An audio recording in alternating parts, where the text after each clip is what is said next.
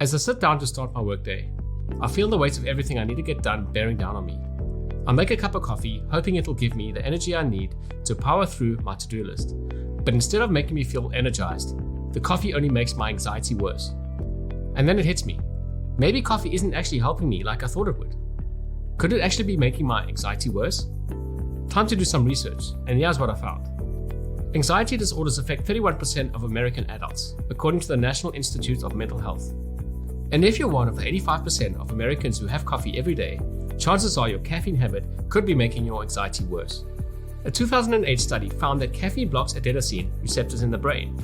Adenosine is a calming neurotransmitter, helping us to get ready for sleep. When caffeine blocks adenosine receptors, it produces a stimulating effect, making us feel more awake and alert. While this can be helpful in the short term, if you're already struggling with anxiety, this extra stimulation can make your symptoms worse. On the flip side, however, it also triggers a release of adrenaline, the fight or flight hormone that's designed to help us deal with danger. This release of adrenaline is what gives you the jolt of energy when you first drink coffee, but it can also cause racing thoughts, a rapid heart rate, and increased blood pressure, all symptoms of anxiety. I think there may be something to this theory about coffee making my anxiety worse. But there's more to the story. Caffeine can mimic some of the symptoms of anxiety. Let me explain. Nervousness, restlessness, trouble sleeping, fast heart rate, and gastrointestinal problems can be caused by both caffeine and anxiety. Yep, I definitely think that caffeine is making my anxiety worse. Let me know in the comments below if you can relate to this. So what can you do if your daily caffeine fix is making you more anxious? First, it's important to understand that everyone reacts to caffeine differently. While some people can drink coffee all day without any issues, others may only need a couple of cups before they start feeling jittery. If you're not sure how caffeine affects you, try keeping a journal or track your anxiety levels throughout the day. Pay attention to how you feel after you have caffeine and see if there's a correlation between your anxiety levels and your intake. For me, I found that I need to limit my caffeine intake to 1 cup per day, and I try to avoid drinking it in the afternoon so I can still sleep at night. Caffeine also lasts in your body for up to 6 hours, so I found that if I overdo my morning coffee and have too much, the anxiety effects stay with me throughout the day.